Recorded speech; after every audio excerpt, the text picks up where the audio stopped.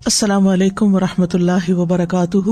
جس کے دل پر کوئی بھی غم ہے کسی بھی چیز کا، اولاد کی طرف سے، ازواج کی طرف سے، یا مال کی طرف سے، یا کسی بھی طرح کا کوئی غم، ہم، فکر، پریشانی، اس کو انہی کلمات کو لازم کر لینا چاہیے اور اسی جذبے کے ساتھ پڑھنا چاہیے جس جذبے کے ساتھ یونس علیہ السلام نے پڑھا تھا۔ وَنَجَّيْنَاهُ مِنَ الْغَمِّ، اس وقت وہ غم میں گھرے ہوئے تھے تو اللہ نے ان کو نجات دے دی۔ وَكَذَلِكَ نُنْجِي الْمُؤْمِنِينَ، یہ صرف ان کے لیے نہیں تھا، ہم اسی طرح سارے مومنوں کو نجات دیتے ہیں۔ جو بھی یہ دعا پڑھے گا اس کو غم سے نجات مل جائے گی۔ تو گویا مومنوں کو اس بات کی ترغیب دی جا رہی ہے، اس بات کا سلیقہ سکھایا جا رہا ہے کہ غم اور دکھ اور تکلیف کے موقع پر انہیں کیا پڑھنا ہے، کیا کہنا ہے۔ اور جب انسان یہ دیکھتا ہے کہ سابقہ مومنین کو اس دعا کی وجہ سے تکلیف سے نجات ہوئی تو اس کا ایک یقین بڑھ جاتا ہے کہ اللہ تعالیٰ میری تکلیف بھی دور کر دے گا۔ اگر وہ رب یونس علیہ السلام کو مچھلی کے پیٹ سے نکال سکتا ہے تو میرا رب مجھے اس مشکل سے کیوں نہیں نکالے گا، کیوں نہیں نکال سکتا، وہ ضرور نکالے گا۔ تو اس سے خاص طور پر یہ بات پتہ چلتی ہے کہ تحلیل یعنی لا الہ الا اللہ اور تسبیح سبحان اللہ یا سبحانک، یہ ہر غم کو دور کرنے کے لیے مجرب نسخے ہیں۔ یہ دو چیزیں کرب اور مصیبت سے نجات دلاتی ہیں۔ تو جو شخص بھی اللہ کی کتاب پر ایمان رکھتا ہے، قرآن مجید کو اللہ کا کلام سمجھتا ہے، اللہ کے وعدے پر بھروسہ کرتا ہے، اللہ کی اس بات کو سچا سمجھتا ہے، تو پھر وہ اسی طریقے پر اس دعا کے ساتھ اپنے رب کو پکارے تو اللہ تعالیٰ اس کی دعا قبول کرے گا اور اس کو غم سے نجات دے گا۔ اس دعا کی فضیلت کے بارے میں احادیث بھی آتی ہیں۔ نبی صلی اللہ علیہ وسلم نے فرمایا، ذُنُّون کی دعا جب وہ مچھلی کے پیٹ میں تھے، یعنی لا الہ الا انت سبحانک انی کنت من الظالمین، جب بھی کوئی مسلمان کسی معاملے میں ان الفاظ کے ساتھ اپنے رب سے دعا کرے، وہ دعا اس کے لیے ضرور قبول ہوگی۔ اللہ سبحانہ تعالیٰ کے بعد نبی صلی اللہ علیہ وسلم نے بھی اس بات کو کنفرم کیا ہے کہ یہ دعا مسائل کا حل ہے۔ بہت لمبے چوڑے وظیفے پڑھنے کی بھی ضرورت نہیں، لیکن پڑھے تو کوالٹی کے ساتھ، درد کے ساتھ، تڑپ کے ساتھ، تکرار کے ساتھ، اصرار کے ساتھ، افتقار کے ساتھ، اپنی محتاجی ظاہر کرتے ہوئے، اپنی غلطی کا اعتراف کرتے ہوئے۔ اسی طرح سلسلہ صحیحہ کی حدیث ہے، رسول اللہ صلی اللہ علیہ وسلم نے فرمایا، کیا میں تمہیں ایسی چیز نہ بتا دوں کہ جب تم میں سے کسی آدمی کو رنج و الم اور دنیا کی آزمائشوں میں سے کوئی آزمائش آئے تو وہ اس دعا کو پڑھے تو اس کی تکلیف دور ہو جائے گی۔ تو آپ سے کہا گیا کیوں نہیں؟ آپ نے فرمایا وہ مچھلی والے کی دعا ہے، لا الہ الا انت سبحانک انی کنت من الظالمین، کہ جس کو بھی آزمائش آئے وہ یہ دعا پڑھ لے تو اس کی دعا قبول ہو جائے گی، آزمائش ختم ہو جائے گی۔ ایک روایت میں آتا ہے، سعد کہتے ہیں، ایک مرتبہ مسجد نبوی میں میرا گزر عثمان بن عفان رضی اللہ عنہ کے پاس سے ہوا۔ میں نے انہیں سلام کیا، انہوں نے نگاہیں بھر کے مجھے دیکھا لیکن جواب نہیں دیا۔ میں عمر بن خطاب رضی اللہ عنہ کے پاس آیا، ان سے 2 دفعہ سوال کیا کہ کیا اسلام میں کوئی نئی چیز پیدا ہو گئی ہے؟ انہوں نے کہا نہیں، کیوں، کیا ہوا؟ میں نے کہا میں ابھی مسجد میں عثمان رضی اللہ عنہ کے پاس سے گزرا تھا، میں نے انہیں سلام کیا، انہوں نے نگاہیں بھر کے مجھے دیکھا لیکن جواب نہیں دیا۔ عمر رضی اللہ عنہ نے پیغام بھیج کر حضرت عثمان کو بلا لیا اور فرمایا کہ اپنے بھائی کے سلام کا جواب دینے میں آپ کو کیا رکاوٹ پیش آئی، کس چیز نے آپ کو روکا؟ عثمان رضی اللہ عنہ نے کہا کہ میں نے تو ایسا نہیں کیا۔ سعد کہتے ہیں میں نے کہا بالکل ایسا ہی کیا ہے۔ کہتے ہیں حتیٰ کہ عثمان رضی اللہ عنہ نے قسم کھا لی تو میں نے بھی قسم کھا لی۔ پھر عثمان رضی اللہ عنہ کو کچھ یاد آ گیا تو انہوں نے کہا بلا واستغفر اللہ واتوب الیہ، ہاں ایسا ہوا ہے، میں اللہ سے معافی مانگتا اور توبہ کرتا ہوں۔ آپ ابھی میرے پاس سے گزرے تھے، دراصل میں اس وقت ایک بات سوچ رہا تھا جو میں نے رسول اللہ صلی اللہ علیہ وسلم سے سنی تھی، اور اللہ کی قسم جب بھی مجھے وہ بات یاد آ جاتی ہے میری آنکھیں پتھرا جاتی ہیں اور میرے دل پہ پردہ آ جاتا ہے، یعنی مجھے اپنی ہوش نہیں رہتی۔ کہتے ہیں سعد نے کہا میں آپ کو اس کے بارے میں بتاتا ہوں۔ رسول اللہ صلی اللہ علیہ وسلم نے ایک مرتبہ کسی گفتگو کی ابتدا میں ایک دعا کا ذکر کیا تھا۔ تھوڑی دیر کے بعد ایک دیہاتی آیا، اس نے آپ کو مشغول کر لیا، یہاں تک کہ جب رسول اللہ صلی اللہ علیہ وسلم کھڑے ہوئے تو میں بھی آپ کے پیچھے پیچھے چلا گیا۔ جب مجھے اندیشہ ہوا کہ جب تک میں آپ کے قریب پہنچوں گا آپ اپنے گھر پہنچ چکے ہوں گے، تو میں نے اپنا پاؤں زمین پر مارا تو رسول اللہ صلی اللہ علیہ وسلم نے میری طرف توجہ کی، پوچھا یہ کون ہے؟ ابو اسحاق ہے؟ کہتے ہیں میں نے عرض کیا جی یا رسول اللہ صلی اللہ علیہ وسلم۔ آپ نے فرمایا کیا بات ہے؟ کہتے ہیں میں نے عرض کیا کہ آپ نے ہمارے سامنے ابتدا میں ایک دعا کا تذکرہ کیا تھا اور پھر ایک دیہاتی نے آپ کو مشغول کر لیا اور آپ نے وہ بتائی نہیں دعا۔ آپ نے فرمایا ہاں وہ یونس علیہ السلام کی دعا ہے جو انہوں نے مچھلی کے پیٹ میں مانگی تھی، یعنی لا الہ الا انت سبحانک انی کنت من الظالمین۔ کوئی بھی مسلمان جب بھی کسی معاملے میں ان الفاظ کے ساتھ دعا کرے گا تو دعا ضرور قبول ہوگی۔ اب آپ دیکھیے کہ یہ صحابہ ہیں، یعنی کہنے کو تو یہ حدیث کا آخری حصہ میں سنا کے آگے چلتی، لیکن مجھے یہ بات اس لحاظ سے اچھی لگتی ہے کہ اس میں ہمارے سیکھنے کی کچھ اور باتیں بھی ہیں۔ وہ یہ کہ اتنے جلیل القدر صحابی جو رسول اللہ صلی اللہ علیہ وسلم کے انتہائی قریب تھے، یعنی ان سے پائس امت میں کون ہو سکتا ہے؟ حضرت عمر ہو، حضرت عثمان ہو، حضرت علی ہو، حضرت ابوبکر رضی اللہ عنہ ہو، لیکن انسان تھے اور ان پر بھی ایسی غیر معمولی کیفیات آتی تھی کہ وہ اپنی سوچوں میں یا اپنے حالت میں ایسے مشغول ہوتے تھے کہ ان کو سامنے کی چیز نظر نہیں آتی تھی۔ بعض اوقات ایسا کوئی غم ہوتا ہے، کوئی بات ہوتی ہے، ہو سکتا ہے نبی صلی اللہ علیہ وسلم نے آپ کی آخری وقت کے بارے میں فتنوں کی کوئی پیشن گوئی کی ہو، کیونکہ یہاں بات کا نہیں پتہ چلتا کہ کون سی بات ان کو ہر چیز بلا دیتی تھی۔ دوسری بات یہ کہ بعض اوقات انسان کا حافظہ ایسے ساتھ چھوڑ جاتا ہے کہ وہ کہتا ہے کہ یہ کام ہوا ہی نہیں، نہ صرف یہ کہ وہ کہتا ہے نہیں بلکہ اس کے بعد قسم بھی کھا لیتا ہے، اور دونوں صحابہ نے قسم کھا لی، بعد میں احساس ہوتا ہے اوہ ہاں اب یاد آیا۔ ہو سکتا ہے آپ کے ساتھ کبھی ایسا کوئی مرحلہ ہوا اور اس کے بعد کس قدر شرمندگی ہوئی۔ پچھلے دنوں میرے ساتھ یہی ایک معاملہ ہوا، کسی نے مجھے کچھ امانت دی کسی کو دینے کے لیے اور میں جلدی میں تھی، وہ جلدی سڑک کے ڈرار میں بھول گئی۔ اس کے بعد جس کی امانت تھی اس نے مجھ سے پوچھا تو میں نے کہا کہ بالکل نہیں، مجھے تو کچھ پتا نہیں، کچھ پتا نہیں۔ 2-3 دفعہ انہوں نے پوچھا، انہیں ہر دفعہ کہا مجھے کچھ پتا نہیں، ایسا کچھ بھی نہیں۔ لا حول ولا قوت الا باللہ۔ پھر جب اس شخص سے پوچھا گیا تو پھر دور جا کے مجھے یاد ہے، ہاں وہ میں نکل رہی تھی اور جلدی میں ایسے ہوا تھا، اور میں سوچوں کہ یا اللہ ایسی پھر تکلیف ہوتی ہے نا اندر کہ اتنی دفعہ میں نے غلط بیانی کی۔ حافظے کی کمزوری اب اس انسیڈنٹ کو بالکل بھول جانے کی وجہ سے، خاص طور پر اگر میں کلاس کے لیے نکل رہی ہوں اور مجھے کوئی کچھ بات کہے تو مجھے سمجھ نہیں آتی یہ کیا کہہ رہا ہے۔ یعنی آپ کی زندگی میں بھی کوئی ایسے اوقات ہوتے ہیں نا جب آپ کسی ضروری کام یا ضروری سوچ میں تو بچے آ کے کچھ کہتے ہیں وہ فلاں آیا ہے، فلاں کا فون ہے، اور آپ ایسے سنی انسنی کر دیتے ہیں جیسے آپ کو علم ہی نہ ہو۔ ہم سب انسان ہیں، ہم کمزور ہیں، ہم سے ایسی غلطیاں ہوتی ہیں، ہمیں ایسی غلطیوں کا احساس ہوتے ہی معافی مانگ لینی چاہیے۔ اور یہ جو ہم استغفار کرتے تو وہ کہتے کون سا گناہ کیا، کوئی گناہ تو ہے نہیں، اس بات کا استغفار، بے شمار گناہ ہیں ہمارے، اور ہم نے اپنا اعمال نامہ کوئی نہیں دیکھا اب تک کہ جس سے ہمیں یہ پتا چلے کہ وہ مٹ چکے ہیں کہ نہیں مٹ چکے، اور ہمیں اسٹل ابھی اور بھی معافی مانگنے کی ضرورت ہے۔ تو جب تک ہماری جان میں جان ہے ہم سے کچھ نہ کچھ غلطیاں، کمیاں، کوتاہیاں ہوتی رہیں گی، جانے انجانے۔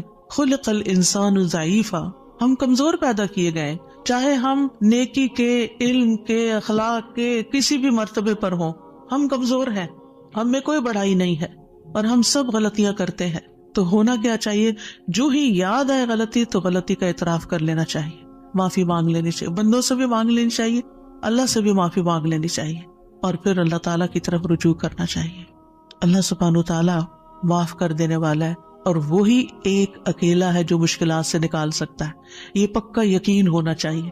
اور جتنا زیادہ یہ یقین ہوگا نا اتنا ہی زیادہ ہم اللہ کی طرف رجوع کریں گے، اتنا ہی زیادہ محبت کے ساتھ پھر اللہ ہی کو پکاریں گے کہ دروازہ یہی ہے جس کو کٹکھٹانا ہے، ہمیں ادھر سے ہی مسئلہ حل ہونا ہے اور کوئی رستہ نہیں ہے۔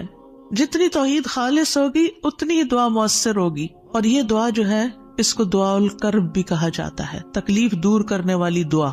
ہمارے ہاں اس کو آیت کریمہ کہا جاتا ہے، ورنہ ہر آیت کریمہ ہے۔ کریمہ کا مطلب معزز، اور اس کی کوئی گنتی مقرر نہیں ہے، لیکن اگر آپ تکرار سے پڑھیں، 100 دفعہ پڑھ لیں، 20 دفعہ پڑھ لیں، 50 دفعہ پڑھ لیں، ضرور پڑھ لیں، وہ منع بھی نہیں ہے، لیکن ایک مخصوص تعداد میں پڑھنے سے ہی مشکل کا حل ہونا، یہ یقین رکھنا یہ غلط ہے، ایسا نہیں ہونا چاہیے۔ تو اس دعا میں پھر دوہرا دیتی ہوں کیونکہ اصل سبق یہ ہے جو آپ کو سیکھنا ہے، اور دعا تو آپ کو سب کو آتی، پہلے سے بھی پتا ہے، اور یہ حدیثیں بھی سنی ہوئی ہیں۔ جس چیز کو پلے باندھنا، جس چیز کو پکڑ کے رکھنا ہے، وہ کیا چیز ہے کہ جس سے یہ دعا اتنی افیکٹو ہے۔ تو اس میں 4 چیزیں ہیں، ایک ہے توحید، دوسرے ہے اللہ کو ہر عیب اور نقص سے پاک قرار دینا. تیسرے اپنے عبودیت کا اقرار کہ میں بندہ ہوں، غلطیوں والا ہوں. اور چوتھے اپنی غلطی اور کوتاہی کو مان جانا، اپنی غلطی کا اعتراف کرنا. جس بندے کے اندر یہ 4 چیزیں ہوں گی، جس دعا میں یہ 4 چیزیں آ جائیں گی، انشاءاللہ وہاں مسائل حل ہو جائیں گے. اور پھر آپ دیکھیے کہ انسان کا نفس جو ہے نا، ایک دم ذرا سی بھی کوئی اس کو چیز ملے، کچھ حاصل ہو تو ایک سرکشی کا شکار ہو جاتا ہے، تکبر اور غرور میں آ جاتا ہے. تو اپنے آپ کو تکبر اور غرور سے نجات دینا ہے، کیونکہ کچھ لوگوں کا خیال ہوتا ہے کہ I am very important and I can do every thing, اور میں سب کچھ کر سکتا ہوں، اور سیلف ریلائنس ہوں، میں سیلف میڈ ہوں، اور پتہ نہیں کیا کیا اپنے بارے میں جھوٹی توقعات اور اپنے آپ کو بڑھا چڑھا کے پیش کرنا اور اپنے آپ کو بڑی چیز سمجھنا. یہ چیزیں اللہ تعالیٰ کو پسند نہیں. لیکن افسوس یہ کہ یہاں کے کلچر کی وجہ سے یہ چیزیں ہمارے بچوں کے اندر اتنی انسٹل ہو گئی ہیں کہ وہ ایک ایروگنس کے لیول تک بعض اوقات اخلاق پہنچ جاتا ہے، جو کہ انتہائی خطرناک ہے. تو بچوں کی تربیت میں یہ ایلیمنٹ یاد رکھیں کہ ان کو کانفیڈینس دے کہ یو کین ڈو، آپ ٹرائی کرو، آپ کر سکتے ہو، اللہ نے آپ کو یہ اور یہ اور یہ دیا، نعمتوں کو یاد کرائیں، لیکن اس کی ایک لکیر کھینچے، اس سے آگے نہیں جائیں. You are not everything, کرنے والا اللہ ہے. انسان صرف اسباب اختیار کرتا ہے، لیکن ساری طاقت لا حول ولا قوت الا باللہ. اور پھر یہ کہ اللہ تعالیٰ کی جو خالق کی عظمت ہے اور اس کی جو اہمیت ہے ہماری زندگی میں، اس کا اظہار اور اقرار کرنا اور اس کو پاک قرار دینا اور اس سے ظلم کی نفی کرنا کہ آپ ظالم نہیں، میں ظالم ہوں، انی کنت من الظالمین، اور غلطیاں میری ہیں، یہ بہت ضروری ہے. جہاں تک غم اور پریشانی کا تعلق ہے زندگی میں، تو یاد رکھیے کہ غمگین رہنا ایمان کی علامت نہیں. ٹھیک ہے، یعنی ہر وقت غمگین نہیں رہنا چاہیے. غم ایمان کے مراتب میں سے نہیں. ابن قیم رحمہ اللہ کہتے ہیں، جان لیں غم راستے کی رکاوٹوں میں سے ہے. یعنی اللہ کی طرف جانے والا جو راستہ ہے، سالک کہتے ہیں نا جانے والے کو، آپ نے سنا ہوگا لفظ سالک. تو اللہ کی طرف جانے والا جو راستہ ہے، غم اس راستے کی رکاوٹ ہے. غم آپ کی ہمت، طاقت، صلاحیت کو کم کرتا ہے، آپ کی عبادت میں رکاوٹ ڈالتا ہے. آپ نماز شروع کر لیتے ہیں، آپ کو پتہ ہی نہیں ہوتا کہ کیا پڑھ رہے ہیں. آپ دعا مانگنے لگتے ہیں، آپ کا دل اڑا ہوا ہوتا ہے، آپ کو سمجھ نہیں آتی آپ کیا بول رہے ہیں. تو غم سے ہمیشہ پناہ مانگے کہ ہم پر غم نہ آئے. وہ کہتے ہیں یہ ایمان کے مراتب اور مقامات میں سے نہیں، اور نہ ہی اللہ کے راستے پر چلنے والوں کی منازل میں سے ہے. یہی وجہ ہے کہ اللہ نے کسی ایک جگہ پر بھی غم کرنے کا حکم نہیں دیا. صبر کا حکم دیا، شکر کا حکم دیا، توکل کا دیا، لیکن غم کرنے کا حکم نہیں دیا کہ غم کرو، غمگین رہو. اور نہ ہی غم کی کہیں تعریف فرمائی ہے، بلکہ غم سے منع کیا ہے. غم مصیبتوں میں سے ایک مصیبت ہے، اور ہمیں دعا کرتے رہنا چاہیے کہ اللہ تعالیٰ اس مصیبت کو ہم سے دور ہی رکھے. یہی وجہ ہے کہ جنتی لوگ جنت میں پہنچ کر کیا کہیں گے؟ الحمدللہ الذی اذہب عنا الحزن. سب تعریفیں اللہ کے لیے ہیں جس نے ہم سے غم دور کر دیا. یعنی جنتی جنت میں جا کر جس چیز سے خوش ہوں گے وہ کیا کہ جنت میں غم نہیں ہے، کوئی پریشانی نہیں ہے. اللہ سبحانہ و تعالیٰ بندے کو غمگین ہونے سے منع فرماتا ہے. سورۃ آل عمران میں جنگ احد کے سلسلے میں اللہ تعالیٰ فرماتے ہیں اذ تسعدون ولا تلوون علی احد والرسول يدعوكم في اخراكم فاصابكم غما بغم لكي لا تحزنوا على ما فاتكم ولا ما اصابكم واللہ خبیر بما تعملون. اور وہ وقت یاد کرو جب جنگ احد میں تم بھاگے چلے جا رہے تھے اور کسی کی طرف مڑ کر بھی نہ دیکھتے تھے، حالانکہ اللہ کا رسول تمہیں پیچھے سے بلا رہا تھا. پھر اللہ نے تمہیں رنج پر رنج دیے تاکہ تم ایسی بات پر غم نہ کرو جو تمہارے ہاتھ سے نکل جائے، اور نہ ایسی مصیبت پر غم کرو جو تم پہ نازل ہو. اور جو کام بھی تم کرتے ہو اللہ ان سے خوب واقف ہے. یعنی یہ ٹریننگ ہو رہی تھی. یعنی ایک کے بعد ایک صدمہ کیوں آیا؟ تاکہ غم زندگی سے نکل ہی جائے. پھر فرمایا وَلَا تَهِنُوا وَلَا تَحْزَنُوا وَأَنْتُمُ الْأَعْلَوْنَ إِن كُنتُم مُؤْمِنِينَ. اتنی تکلیف اٹھا کے، سب سے بڑی تکلیف مسلمانوں کے لیے کیا تھی کہ نبی صلی اللہ علیہ وسلم کا دانت مبارک شہید ہو گیا تھا اور آپ کو چوٹ لگی تھی اور آپ گر پڑے تھے. تو یہ بہت بڑا صدمہ تھا. 70 لوگ شہید ہو چکے تھے، گھر گھر میں آفت آ گئی تھی. لیکن اتنے بڑے صدمے کے بعد بھی اللہ تعالیٰ کا حکم کیا ہے؟ وَلَا تَهِنُوا وَلَا تَحْزَنُوا. غمگین مت رہو، غم نہیں کرو. غم کا موقع ہے، غم کی بات ہے، لیکن فرمایا نہیں، غم نہیں کرنا، کیونکہ غم انسان کو کھوکھلا کر جاتا ہے، غم انسان کو کمزور کر جاتا ہے. تمہیں تو آئندہ ابھی اور مقابلے کرنے ہیں، اور اگر تم غم منانے بیٹھ گئے تو ہمت، جرت، سب کچھ چلا جائے گا. بزدل ہو جاؤ گے. غم ایک مصیبت نہیں، غم مصیبتوں کی لائن لے کے آتا ہے، ایک کے بعد ایک مصیبت اس کے ساتھ چلی آتی ہے، اس لیے غمگین نہیں ہونا. موسیٰ علیہ السلام کی والدہ نے جب موسیٰ علیہ السلام کو چھوڑنا تھا دریا میں تو اللہ تعالیٰ نے ان کی طرف الہام کیا کہ بچے کو دودھ پلاتی رہو ابھی، پھر جب تجھے اس کے قتل کا خوف ہو تو اسے دریا میں ڈال دینا. اور کیا کرنا؟ ولا تخافی ولا تحزنی، نہ خوف کرنا نہ غم کرنا. اللہ اکبر. کوئی بھی ماں جس کا بچہ چھوٹا ہو وہ تو کسی دوسرے کے ہاتھ میں بھی بچے کو دیتے ہوئے خوف اور غم کا شکار ہوتی ہے. خوف کیا ہوتا ہے؟ پتہ نہیں گرا ہی نہ دے بچے کو. اور غم کیا ہوتا ہے کہ جدائی ہو گئی ہے بچے سے، پتہ نہیں کیا سکھا دیں اس کو، پتہ نہیں کیسے پیش آئے اس سے. تو ماں اگر اپنا بچہ کسی اور کو دیتی ہے تو غمگین ہوتی. کہاں یہ ہے کہ باسکٹ میں ڈال کے دریا میں ڈال دو، اور ساتھ اللہ کا حکم خوف اور غم کرنا ہی نہیں. اب بتائیں کیا کرے، کیسے دل کو تھامے. یہی اصول سیکھ لیں زندگی کے لیے. جہاں کہیں غم پاس آئے، کہیں رونا آئے، کہیں دکھی ہو، اللہ تعالیٰ کا یہ فرمان یاد کر لیں. اور ہے بھی عورت کے لیے، وَلَا تَخَافِي وَلَا تَحْزَنِي. اپنے آپ کو خود یاد کرائیں، وَلَا تَخَافِي وَلَا تَحْزَنِي کہتی رہیں، وَلَا تَخَافِي وَلَا تَحْزَنِي. نہ خوف کرو نہ غم کرو، اللہ ہے نا، اللہ مشکل آسان کر دے گا. جس چیز پر بھی تکلیف غم ہوتا ہے اللہ تعالیٰ دن بدلیں گے، یہ سارے حالات بدل جائیں گے. آپ اگر اپنے ماضی کو دیکھیں، کتنے ہی واقعات ایسے ہوئے جن پہ آپ بے حد غمگین ہوئے، پھر ابھی کیوں نہیں ہو رہے؟ تو گزر گیا نا. تو اگر اس وقت بھی تھوڑا کنٹرول کر لیتے تو اچھا ہی تھا. کیونکہ یہ جو سٹریس ہوتا ہے نا، اور یہ غم اور خوف کا مجموعہ سٹریس پھر بن جاتا ہے. اور یہ جو سٹریس ہوتا ہے نا، یہ انسان کو بیمار کر دیتا ہے، فزیکلی بھی کمزور کرتا ہے، اور ایمانی اعتبار سے بھی کمزور کرتا ہے، روحانی اعتبار سے کمزور کرتا ہے. انسان کا دل کمزور ہو جاتا ہے، چھوٹی سی بات سنتا ہے تو اس کے حواس باختہ ہو جاتے ہیں، کسی بھی چیز کا مقابلہ نہیں کر پاتا. تو اللہ سبحانہ وتعالیٰ نے ان کو کہا غم نہ کرو، بے شک ہم اسے تیرے پاس واپس لانے والے ہیں، واپس تمہارے پاس آئے گا. اور آپ اپنا بچہ کسی کو بھی دیتے ہیں تو واپس آپ ہی کے پاس آتا ہے. اور اسے رسولوں میں سے بنانے والے، اللہ یہ کہ اللہ اپنے پاس بلا لے، پھر تو ہم سے زیادہ اللہ کا ہے نا. انا للہ و انا الیہ راجعون. نبی صلی اللہ علیہ وسلم نے غار ثور میں کیا کیا تھا؟ اذ ہما فی الغار اذ یقول لصاحبہ لا تحزن، غم نہیں کرنا، ان اللہ معنا. یعنی کس طرح بے یار و مددگار انسان ایک ایسی جگہ پر ہو جہاں ساری قوم دشمن بنی ہوئی ہو اور پھر بھی غم نہ کرے، سارے ساتھ چھوڑ دے، الٹا مخالفت کرے، جان کے دشمن بن، پھر بھی غم نہیں کرو، غم نہیں کرو. اور حضرت ابوبکر تو نبی صلی اللہ علیہ وسلم کے لیے غمگین ہو رہے تھے نا.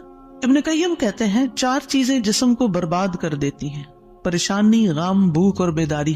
پریشانی اور غم پختہ عزم کو کمزور کر دیتے ہیں اور دل میں کمزوری پیدا کر دیتے ہیں، اور بندے اور اس کے کاموں میں محنت کرنے کے درمیان رکاوٹ بن جاتے ہیں جو کام اس کے لیے مفید ہوتے ہیں.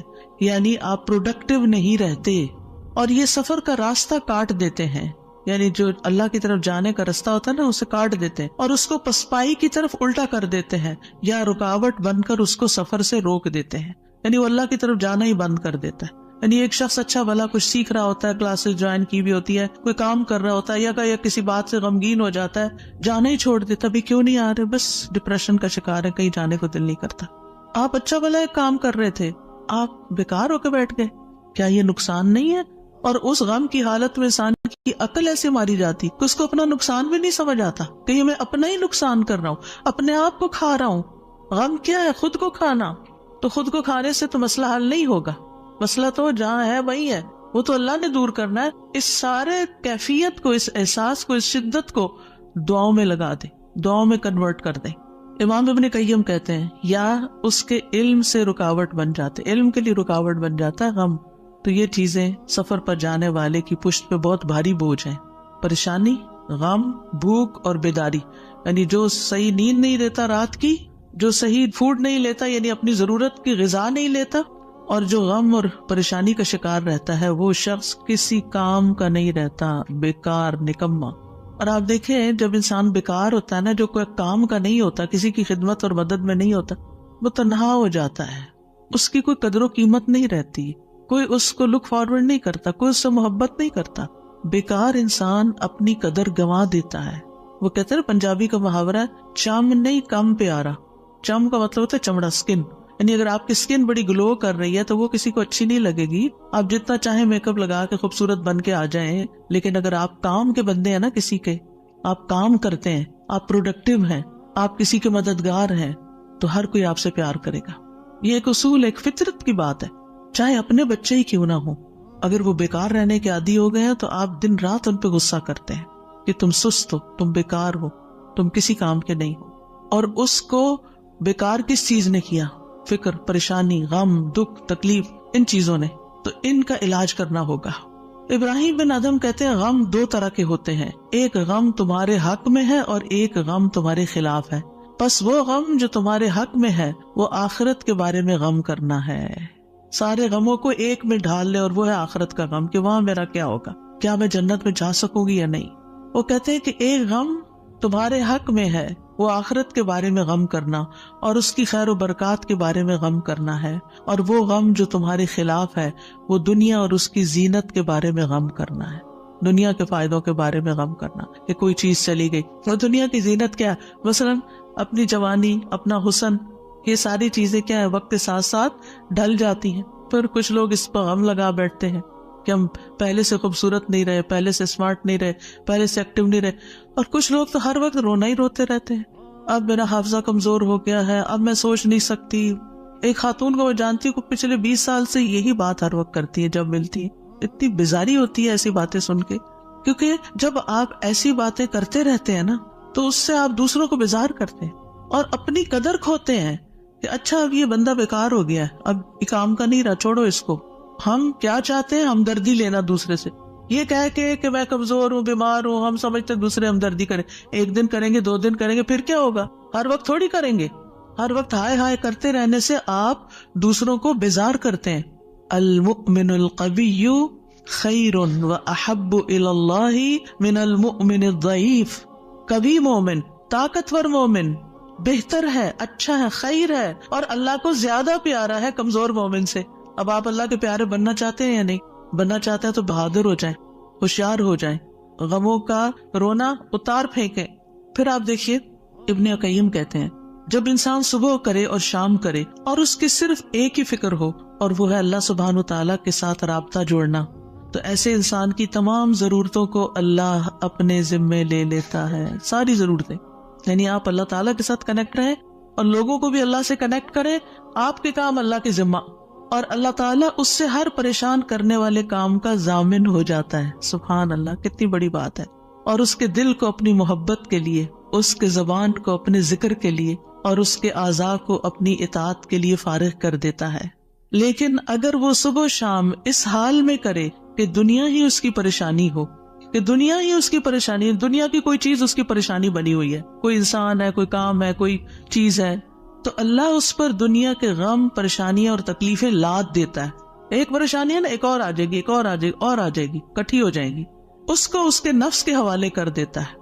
تو اللہ اس کے دل کو اپنی محبت سے ہٹا کر مخلوق کی محبت میں مشغول کر دیتا ہے. یہ بھی ایک سزا ہوتی ہے کہ انسان انسانوں کی محبت کا قیدی ہو جاتا ہے. ان کی خوشی سے انسان خوش، ان کے غم سے انسان غمگین. اس کی اپنی کوئی زندگی نہیں، اس کے اپنے پاس خوش ہونے کے لیے کوئی چیز ہی نہیں، اور اس کی زبان کو اپنے ذکر سے ہٹا کر لوگوں کے ذکر کے ساتھ مشغول کر دیتا ہے. پھر وہ لوگوں کی باتیں کرتا رہتا. وہی کتنی بیزاری ہوتی ہے نا جب لوگ لوگوں کی کوئی خراب باتیں آپ سے کریں، کسی کے عیب کھولیں آپ کے سامنے، کسی کی غیبت کریں، کسی کے الزام تراشی کریں، یا اپنی لڑائی جھگڑوں کو اس طرح ذکر کریں. یہ کوئی خوشگوار گفتگو تو نہیں ہوتی. تو یہ بھی سزا کی قسم ہوتی کہ ہر وقت انسان اس قسم کی باتیں کرتا رہے اور اس کے اعضاء کو اپنی اطاعت سے ہٹا کر لوگوں کے کاموں میں مشغول کر دیتا ہے. انبیاء کا خاص وصف یہ تھا کہ وہ آخرت کو ہر وقت یاد رکھتے تھے اور ہر معاملے کو اسی کو پیش نظر رکھ کے نبھاتے تھے. ان کے بارے میں آتا ہے انا اخلصناہم بخالصۃ ذکر الدار، بے شک ہم نے انہیں ایک خاص صفت کے ساتھ چن لیا جو اصل گھر کی یاد ہے. یعنی وہ آخرت کو یاد کرتے رہتے ہیں، ان کا غم آخرت کے بارے میں ہے. سورۃ الانبیاء میں ہی آتا ہے انہم کانوا یسارعون فی الخیرات ویدعوننا رغبا ورہبا وکانوا لنا خاشعین. یقیناً وہ نیکیوں میں جلدی کرتے تھے اور ہمیں رغبت اور خوف سے پکارتے تھے اور ہمارے لیے عاجزی کرتے تھے. سفیان ثوری کہتے ہیں وکانوا لنا خاشعین کے بارے میں کہ غم ان کے دلوں میں پھیل کر ان کو پگھلانے والا ہوتا ہے، یعنی اللہ کے حضور جھکانے کے لیے. آخرت کا غم انہیں اللہ کی طرف مائل کرتا ہے، کیونکہ مالک یوم الدین بھی تو وہی ہے نا، فیصلہ بھی قیامت کے دن اسی کے ہاتھ میں ہے. لہٰذا فکر اس بات کی ہونی چاہیے کہ وہ ہمارے حق میں کیسے فیصلہ کرے گا. اللہ کرے کہ رحمت والا معاملہ فرمائے۔ صحابہ بھی آخرت کا غم ہی لگائے رکھتے تھے۔ عبد الرحمن بن عوف کے پاس کھانا لایا گیا، وہ روزے سے تھے۔ انہوں نے کہا مصعب بن عمیر شہید کیے گئے، وہ مجھ سے بہتر تھے، انہیں جس چادر کا کفن دیا گیا اس سے ان کا سر چھپاتے تو پاؤں نکل آتے، پاؤں چھپاتے تو سر کھل جاتا، پھر ہمارے لیے دنیا کشادہ کر دی گئی، ہمیں تو یہ ڈر ہے کہ کہیں ہماری نیکیوں کا بدلہ ہمیں اس دنیا میں ہی نہ مل جائے۔ اور پھر آپ رو پڑے، کھانا بھی چھوڑ دیا۔ حسن بصری کا حال یہ تھا کہ جب بھی ان سے ملاقات ہوتی ایسا لگتا کہ ابھی کوئی مصیبت آئی، یعنی آخرت کی فکر اتنی کرتے تھے۔ نظر کہتے ہیں میں عمر بن عبدالعزیز کے پاس گیا تو وہ رونے کے قریب تھے، ہمیشہ آہیں بھرتے رہتے تھے، گویا ساری مخلوق کا غم انہی کو ہے، حالانکہ ان کو آخرت کی فکر ہوتی تھی۔ سفیان ثوری کہتے ہیں لوگوں کا غم ختم ہو چکا ہے، آپ نمازیوں میں ایک شخص کو دیکھیں گے اس پر کوئی نہ غم ہے نہ خوف ہے۔ وہ کہتے ہیں پہلے ایک آدمی نماز پڑھتا تھا، پھر آپ اس کو دیکھتے کہ بیٹھا ہوا اور اس کی نماز اس کو غم میں بھڑکا دیتی، یعنی اس کو رونا آتا نماز میں آخرت کی یاد کی وجہ سے۔ آج اگر ہمیں نماز میں رونا آتا بھی ہے تو کس وجہ سے آتا ہے؟ ہم سب اپنا جائزہ لیں، ہر کوئی اپنا اپنا۔ پچھلے ایک مہینے کے اندر سوچئے میں کتنی بار روئی ہوں اور کیوں روئی ہوں، دنیا کے غم میں روئی ہوں یا آخرت کے غم میں روئی ہوں۔ ہم کیوں روتے ہیں؟ اس نے مجھے ہرٹ کر دیا، یہ مسئلہ آ گیا، فلاں آ گیا۔ یہ چھوٹے مسئلے ہیں، یہ وقت کے ساتھ ختم ہو جائیں گے، جو آگے آپ بڑھیں گے یہ مسئلے پیچھے رہتے جائیں گے، لیکن آگے جو آ رہا ہے نا، کل جس کو دیکھنا ہے وہ ہے مشکل وقت، اس کا غم لگا لیں، پیچھے نہ دیکھیں آگے دیکھیں۔ صحابہ نماز ضائع ہونے پہ غم زدہ ہوتے تھے، عبادت نہ کر سکنے پر غمگین ہوتے تھے، فتنوں میں پڑنے پہ غمگین ہوتے تھے، ہر دن زندگی کو کم کر رہا ہے اس بات میں غمگین ہوتے تھے، اس بات میں نہیں کہ دنیا چھوڑ جائیں گے تو کیا بنے گا، یہ سارے ہمارے مال اسباب اور جو ہم نے اتنی محنت سے کمائے ہیں اس کا کیا ہوگا۔ اس بات کا غم کہ حساب کا وقت قریب آ رہا ہے، ہر دن موت سے قریب کر رہا ہے، ہر دن قبر سے قریب کر رہا ہے، آگے میرا حساب ہونا ہے، میں کیا اس کے لیے تیار ہوں؟ کیا میں نے اپنے سارے کام نپٹا لیے؟ تو بات یہ ہے کہ رنج و غم زندگی کا حصہ ہے، لیکن دنیا کا غم نیچے آ جانا چاہیے اور آخرت کا غم اوپر آ جانا چاہیے، یہ ہم نے کرنا ہے۔ اور دنیا کے غموں سے بچنے کے لیے سب سے پہلے توحید کا یقین، اللہ کی طرف رغبت، تقدیر پر یقین کہ جو تکلیفیں آ رہی ہیں نا یہ تقدیر کا حصہ ہیں، ان کو ایکسپٹ کر لیا جائے۔ اب ایسا ہونا تھا ہو گیا نا، اب جو نئی زندگی اس میں ایڈجسٹ کیا جائے، اللہ سے اچھا گمان رکھا جائے، پھر ہم و غم ملنے پر اجر پر نظر رکھی جائے۔ جب کوئی تکلیف پیش آئے کسی بھی قسم کی، کوئی رکاوٹ، تکلیف، دکھ، پریشانی، تو اس پر جو اجر ملتا ہے انسان کو، اس کو اپنے سامنے رکھے انسان۔ حدیث میں آتا ہے رسول اللہ صلی اللہ علیہ وسلم نے فرمایا کسی مومن آدمی کو جب بھی کوئی تکلیف یا کوئی بیماری یا رنج، یہاں تک کہ اگر اسے کوئی فکر ہو تو اس کے گناہوں کا کفارہ ہو جاتا ہے۔ ایک اور روایت میں آتا ہے یہاں تک کہ جو چوٹ اسے لگتی ہے یا کوئی کانٹا چبھتا ہے وہ بھی اس کے گناہوں کا کفارہ ہوتا ہے۔ اور ویسے بھی وہ حدیث تو بارہا آپ نے سنی کہ انسان کا درجہ اللہ کے ہاں بلند لکھا ہوتا ہے اس کی قسمت میں، لیکن اس کے عمل تھوڑے ہوتے ہیں، تو اللہ تعالیٰ اس کو کسی مشکل میں ڈالتا ہے تاکہ صبر کر کے بلند درجے تک پہنچ جائے۔ پھر انسان دنیا کے معاملے میں اگر غم ہے تو اپنے سے زیادہ غم والوں کو دیکھ لے، ان کی پریشانیوں کو دیکھے، انبیاء کی آزمائشوں اور تکلیفوں کے بارے میں پڑھے، جانے کہ ان پہ کیسے کیسے غم آئے، پھر اپنے آپ کو اللہ کے سپرد کرے، اپنا معاملہ اللہ کے حوالے کرے، اور جو کام اللہ نے کرنے کو دیے نا ان کی پلاننگ کرے اور وہ کرے، اپنے دل کا حال اللہ کے سامنے رکھے۔ انما اشکو بثی وحزنی الی اللہ، کثرت سے اللہ کا ذکر کرے کیونکہ اللہ کے ذکر میں دلوں کو اطمینان ہوتا ہے۔ الا بذکر اللہ تطمئن القلوب، تسبیحات کی کثرت کر دے۔ نبی صلی اللہ علیہ وسلم نے فرمایا جو اپنے مال کو خرچ کرنے سے بچائے، دشمن سے مقابلہ کرنے سے ڈرے، رات سے خوف کھائے کہ وہ اس کو پریشان کرتی ہے، تو وہ اس قول کی کثرت کر دے سبحان اللہ والحمد للہ ولا الہ الا اللہ واللہ اکبر، اور اگر ولا حول ولا قوت الا باللہ بھی پڑھ لے تو اس کا اپنا فائدہ ہے الگ سے۔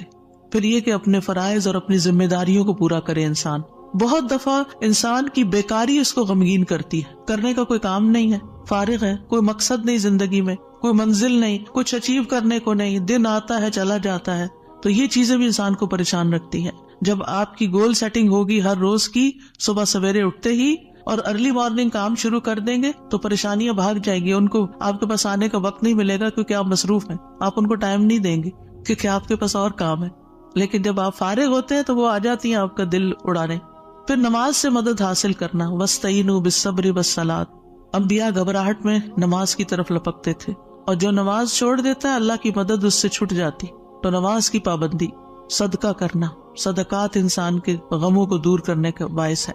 اللہ تعالیٰ فرماتے ہیں الذین ينفقون اموالهم باللیل والنہار سرا وعلانیہ فلہم اجرہم عند ربہم ولا خوف علیہم ولا هم يحزنون.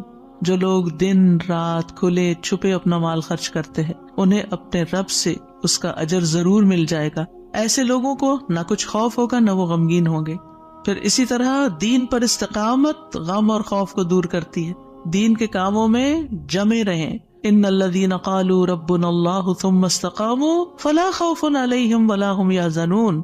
یقیناً وہ لوگ جنہوں نے کہا کہ اللہ ہمارا رب ہے پھر اس پر خوب قائم رہے، ان پر نہ کوئی خوف ہوگا نہ وہ غمگین ہوں گے. پھر حالات سے کمپرومائز کرنا، حالات سے راضی رہنا. جیسے ابراہیم علیہ السلام حضرت ہاجر کو جب چھوڑ گئے مکہ کی وادی میں تو وہ پریشان ہوئی کہ میں اکیلی، میرا بچہ اکیلا، ہم یہاں کیا کریں گے، نہ کھانا نہ پینا نہ کچھ. تو دوڑتی ہوئی حضرت ابراہیم کے پیچھے آئیں. جب وہ واپس جا رہے تھے تو ان سے پوچھا اللہ ہمارا کب یاد ہے، اللہ نے آپ کو اس کا حکم دیا کہ ہمیں یہاں اکیلے چھوڑ دیں؟ تو ابراہیم علیہ السلام نے اس بات میں سر ہلایا، کہنے لگی پھر اللہ تعالیٰ ہمیں تنہا نہیں چھوڑے. اگر اللہ کا حکم ہے نا تو ٹیک کیئر کر لے گا. ایسے ہی بندہ مومن کہتا ہے اگر یہ اللہ کا فیصلہ ہے نا تو وہ میری ٹیک کیئر کر لے گا، مجھے فکر کرنے کی ضرورت نہیں ہے. زبان سے رب کی رضا کے کلمات ہمیشہ ادا کرے. کاش اور افسوس ہو گیا اس کے الفاظ نہیں استعمال کرے. یہ کہیں جو اللہ کی مرضی، جو تقدیر میں لکھا تھا وہ ہوا. اچھے کاموں میں مصروف ہوں، خدمت خلق میں مصروف ہوں. رسول اللہ صلی اللہ علیہ وسلم نے فرمایا وہ لوگ اللہ تعالیٰ کو زیادہ محبوب ہیں جو دوسروں کے لیے زیادہ فائدہ مند ہوں، اور اللہ عز و جل کے ہاں سب سے پسندیدہ اعمال یہ ہیں مسلمان کا اپنے بھائی کو خوش کر دینا. آپ خود غمگین بھی ہیں، دکھی بھی ہیں، دوسروں کو خوش کرنا شروع کر دیں، آپ بھی خوش ہو جائیں گے. کیونکہ خوشی کنٹیجیس ہوتی ہے، خوشی پھیلانے سے پھیلتی ہے. اس سے کوئی تکلیف دور کر دینا، یعنی اوروں کی تکلیف دور کرے اللہ آپ کی دور کر دے گا. اس کا قرضہ چکانا، اسے کھانا کھلانا، اور مجھے کسی بھائی کی ضرورت پوری کرنے کے لیے اس کے ساتھ چلنا اس مسجد نبوی میں 1 مہینہ اعتکاف کرنے سے زیادہ محبوب ہے. اور جس نے اپنے غصے کو روک لیا اللہ اس کی خامیوں پر پردہ ڈال دے گا، اور جو اپنے غصے کو نافذ کرنے کی سخت کے باوجود پی گیا اللہ اس کے دل کو قیامت کے دن امیدوں سے بھر دے گا. اور جو اپنے بھائی کے ساتھ اس کی ضرورت پوری کرنے کے لیے چلا اللہ تعالیٰ اس کو اس دن ثابت قدم رکھے گا جس دن قدم ڈگمگا جائیں گے. اور بد اخلاقی اعمال کو یوں تباہ کرتی ہے جیسے سرکہ شہد میں بگاڑ پیدا کر دیتا ہے. یعنی شہد میں اگر سرکہ ڈال دے تو سرکے کا ٹیسٹ غالب آ جائے گا، شہد کا پیچھے چلا جائے گا. پھر اسی طرح اپنی فوڈ پر بھی نظر رکھیں. کھانا پینا بھی انسان کے اندر جو کیمیکل امبیلنسز ہوتے ہیں، ہارمونل چینجز اثر انداز ہوتا ہے. لہذا غم کے موقع پر تلبینہ کھلانا جو ہے غمگین شخص کو وہ فائدہ دیتا ہے. یہ حضرت عائشہ سے روایت ہے کہ جب کوئی ان کے رشتہ داروں میں سے فوت ہو جاتا تو عورتیں جمع ہو جاتی. جب وہ منتشر ہوتی صرف رشتہ دار اور خاص لوگ رہ جاتے تو حضرت عائشہ ان کو ہنڈیا میں تلبینہ پکانے کا حکم دیتی. تلبینہ پکایا جاتا، سرید بنایا جاتا، اس پہ تلبینہ ڈالا جاتا. پھر حضرت عائشہ فرماتی اسے کھاؤ کیونکہ میں نے رسول اللہ صلی اللہ علیہ وسلم سے سنا ہے آپ فرماتے تھے تلبینہ مریض کے دل کو تسکین دیتا ہے اور غم بھی کچھ دور کر دیتا ہے. تو رائٹ فوڈ جو ہے وہ آپ کے اندر ایک طاقت لاتی ہے. لیکن عموماً کیا ہوتا ہے جب کوئی غمگین ہوتا ہے کھانا بھی نہیں چھوڑ دیتا. تو اس میں صحیح خوراک کسی کو دینا. اور آپ دیکھیں کہ سرید جو ہے وہ یعنی گوشت کے شوربے میں روٹی توڑ کے ڈالنا اور پھر اس کے اوپر تلبینہ، اتنی زبردست ڈش بنا کے کھانا اور کھلانا جو ہے یہ غموں اور دکھوں تکلیفوں کو، اس سے یہ پتہ چلتا ہے اگر کوئی اداس ہے پریشان ہے تو اس کے چلو تمہیں اچھا سا کھانا کھلاتے ہیں. تو یہ بھی ایک ریمیڈی ہے. اس کا ماحول چینج کرے، اس کو کہیں لے جائیں. لیکن یہ کبھی کبھی تو ہو سکتا ہے اور کسی وجہ سے ہو سکتا ہے. حضرت عائشہ تو جب کسی کا کوئی فوت ہو جاتا تھا اس کا نسخہ بتا رہی ہیں، لیکن اگر کسی نے روز کی عادت ہی بنا لی ہو، صبح سویرے اٹھے موڈ آف کر لیا، تو اب یہ تو نہیں ہو سکتا نا کہ ہر روز کوئی آپ کو تلبینہ پکا کے کھلائے. اور پھر آخری بات یہ کہ دعاؤں کی کثرت. آیت کریمہ کے علاوہ اللہ اللہ ربی لا اشرک بہ شیئا، نبی صلی اللہ علیہ وسلم اپنے گھر والوں کو جمع کر کے یہ دعا سکھاتے تھے اور فرماتے کہ جب تم میں سے کسی کو کوئی غم یا پریشانی پہنچے تو اسے چاہیے کہ وہ اللہ اللہ ربی لا اشرک بہ شیئا کہے. اللہ اللہ لفظ کی تکرار ہے. 2 دفعہ جب آپ اللہ اللہ کہتے ہیں آپ کا دل ہلکا ہوتا ہے. پھر رب کی صفت کا ذکر ہے، اس میں توحید کا اقرار ہے، اور خالص نیت سے یہ پڑھے تو غم اور تنگی دور ہوگی انشاءاللہ. پھر یا حی یا قیوم برحمتک استغیث، یہ پریشان کن معاملات میں مانگی جانے والی دعا ہے. اس میں اللہ تعالیٰ کا اسم اعظم ہے. اس میں اللہ تعالیٰ کی دو صفات کے ساتھ، دو ناموں کے ساتھ وسیلہ پکڑا گیا ہے، الحی القیوم، اور بہترین وسیلہ جس کے ساتھ دعا کی جائے وہ اللہ کے نام ہے، اللہ تعالیٰ کی صفات ہے۔ پھر ایک اور دعا ہے، اللہم رحمتک ارجو فلا تکلنی الی نفسی طرفۃ عین واصلح لی شأنی کلہ لا الہ الا انت۔ اے اللہ میں تیری رحمت کا امیدوار ہوں، تو مجھے آنکھ جھپکنے تک کے لیے میرے نفس کے حوالے نہ کرنا، اور میرے سارے معاملات درست فرما دے، تیرے سوا کوئی معبود نہیں۔ یہ مصیبت زدہ کی دعا ہے۔ رسول اللہ صلی اللہ علیہ وسلم نے فرمایا، دعوات المکروبی، پریشان حال کی دعا، اور اس میں خاص طور پر اللہ کی رحمت کا ذکر ہے کہ اللہ میں تیری رحمت کی امید کرتی ہوں، اور میرا نفس تو بڑا کمزور ہے، مجھے اس کے حوالے نہ کرنا ورنہ میں تو پڑ جاؤں گی، اور ایک لمحے کے لیے بھی نہیں۔ اب دیکھیے بعض اوقات آپ نے ایکسپیرینس کیا ہوگا، یہ میں اپنے پرسنل ایکسپیرینس سے بات کر رہی ہوں، ایک لمحے کے لیے کوئی خیال آ جاتا ہے کسی بھی چیز کا، کوئی ایسے پریشان کن چیز، آپ کا سارا جو سکون ہے وہ برباد ہو کے رہ جاتا ہے۔